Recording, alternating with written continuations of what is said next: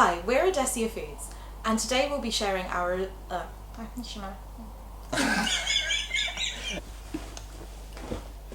Hi, we're Odessia Foods, and today we'll be sharing our results with you of our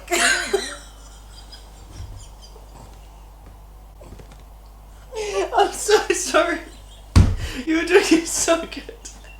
That was my best one! David Sloop loyal with the storm. Wrap up the edges, stand up tall. Babylon fall, got to come. Jaja give we out the land of you. By works and faith alone, you reap what you sow. Him and it royal start chat, him a God.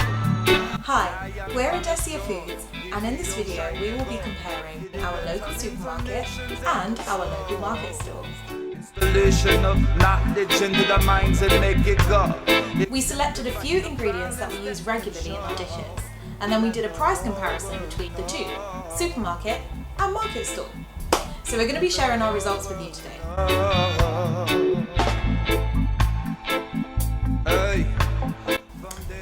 What did we buy? Bought cherry tomatoes, avocado, red onion, mushrooms, chilies, red peppers, coriander, parsley, quinoa, and cloves. So the first thing we bought was cherry tomatoes, well, cherry plum tomatoes, at £6 a kilo in Sainsbury's. And £2 a kilo in the market store.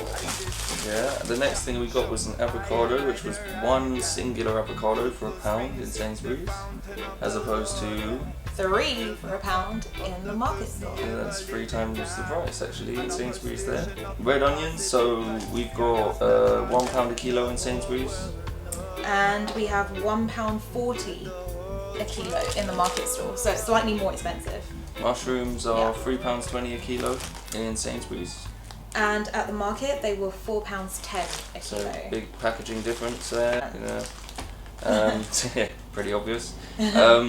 Chilies, again, we've got Bird's Eye chilies at Sainsbury's, again more crazy packaging situations. And those were 35 a kilo. Yep, and in the market they are 15 a Nice. kilo. Well, pretty big difference again. Sainsbury's Yeah. again, we've got red peppers in Sainsbury's, they were £2.50 a kilo. And in the market store, £2.20 a kilo. Yup. Coriander, again, this is a massive difference. Again, huge amount of ridiculous packaging there. Yeah. So coriander worked out to be £25 a kilo in Sainsbury's, as opposed to £5.90 a kilo £5.90. in the market. Now that is about a fifth of the price in the market. And moving on swiftly to parsley. Parsley again, we've got curly leaf here, but it was the same price for flat or curly. It's preferred curly at home. And we got flat leaf from the market hiding under here. Was 25 quid a kilo, same price as coriander in Sainsbury's. And £3.40 I think it was. Yeah. £3.40 in the A market kilo store. in the market. So Yeah. again, that is like, you know, like a sixth of the price. So there, something like that. And these are still nice parsley. It's not like this is raggedy parsley. It looks super fresh, very dark green. Looks nice, full of nutrients. Again, Sainsbury's. Again, quinoa from Sainsbury's was £6.40 a kilo. And it was £4.60 a kilo. In the market stores, market. yeah. So cloves were actually cheaper at Sainsbury's. We got some cloves. Don't know where they are. £28.30 And £30 in the market. in the So market. yeah, some So spices are it's a quite bit more expensive.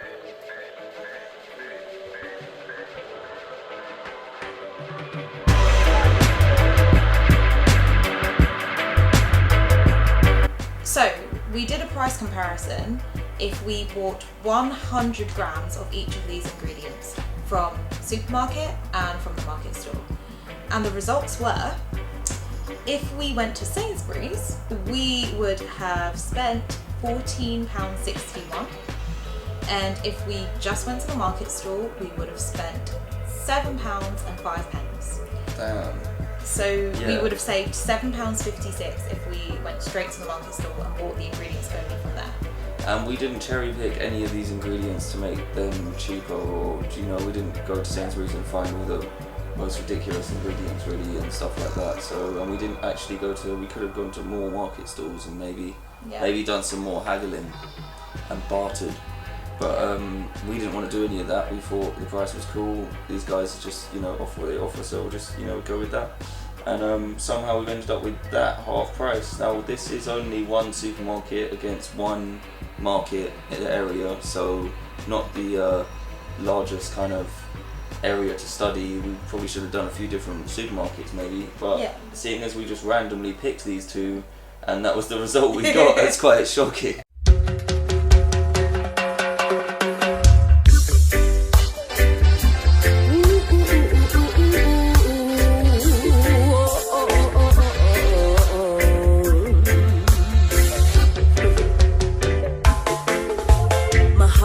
And also there's some things that we don't find in the supermarket as well that we often go to the market store to buy, so we'll show you what we buy. Pakistani mangoes or Indian mangoes, which sometimes you do find in Sainsbury's, but I've only seen them in Sainsbury's twice or so, something like that. Yeah, I only see big. Don't know if I've ever really seen them in Sainsbury's. Again, another Dominican mango, again, baby little jungle mangoes, those are something you don't get in Sainsbury's, but you do get in markets.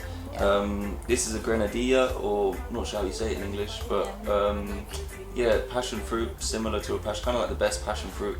Definitely don't get those in Sainsbury's, or if you do, I'm not sure if they'll be too tasty. This sweet sop or custard apple, similar to a chirimoya. Again, probably the sweetest fruit I've ever come across. Never seen that in Sainsbury's. These are baby bananas as well, but these are actually burro bananas, they're not baby Cavendish bananas. So supermarkets, I have seen them selling baby Cavendish bananas, but these actually have a whole different texture and flavour and different minerals in them actually. And again, the Reed avocado, which you do not find in a supermarket. This is the original avocado, which were originally too large to export, or some situation with transporting them was more effort, and for the Western market they didn't bring it here again because they thought that people liked smaller ones because then they could eat one as a whole meal, one at one time, rather than cutting it in half, leaving half in the fridge. I don't know, I'm the kind of person that could eat the whole of this in one time. But yeah, you definitely don't get these. They also call them butter avocados in Brazil and South America because they're so buttery, the texture, the feel. Avocado, me love the avocado. Avocado, me love the avocado. So yeah, there's there are some stuff you might get in the supermarket that you don't get in the market. I have not found too many things so far. I mean, more like dry products. For fresh fruit and veg, I think the market looks like it's winning today. Sweet collard draw, sweet collard draw, me love the sweet collard draw. Sweet collard draw, me love the sweet collard draw. So, the reason why we did this was there's a big myth that being plant-based or vegan is extremely expensive, and for some reason we haven't really found that. And I think part of it is where you shop and what you're buying, and obviously if you're going to buy ready-made stuff, probably be pretty expensive. If you're eating out, you're going to do takeaways, that's probably going to absolutely break the bank. But if you go and shop in Sainsbury's, you might find it could be twice the price. And if you shop at a market and get to know your vegetables or get to know your market stall guys, you could find it could be up to half the price. Yeah, and it's also just supporting the community, supporting the community as well. Yeah, right? It's supporting the community, and also it's just, as we said earlier, we've got coconuts over there, something you can't get in a supermarket. We've got these other things that we don't find in the supermarket. So if you're into your tropical fruit or stuff like that, there's certain things you might not get there. And there's certain things you might get in the supermarket that are more packaged so that you can use them more easily.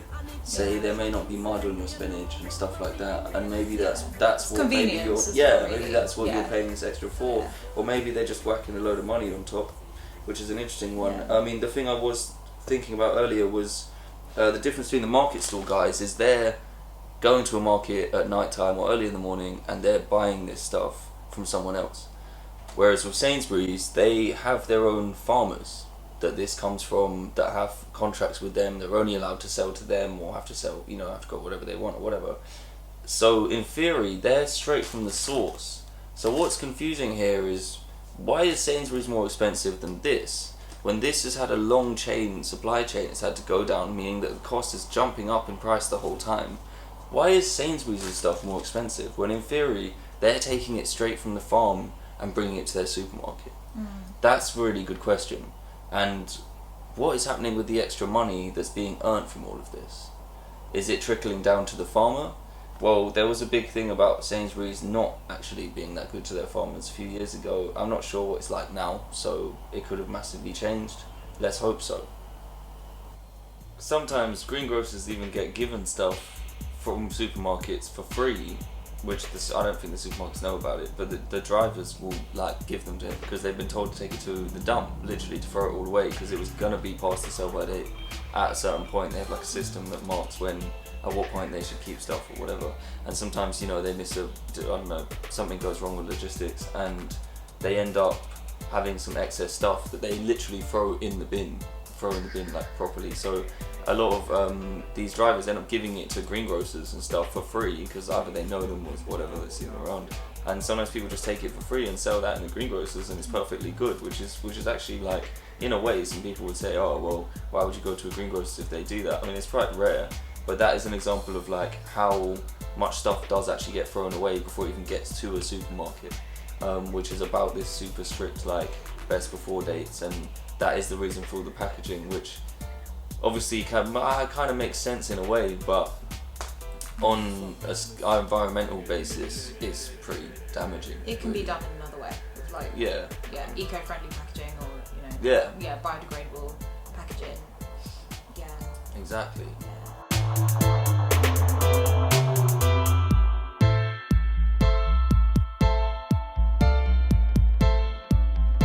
So yeah, thanks for watching, thanks for listening to us compare the prices of supermarkets against street markets here in London.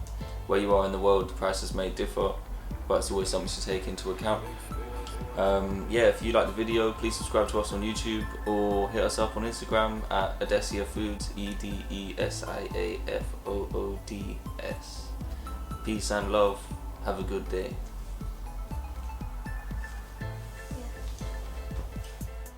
If you liked our content, be sure to check out part 2, where we expand our discussion on packaging and commercial vegan food products.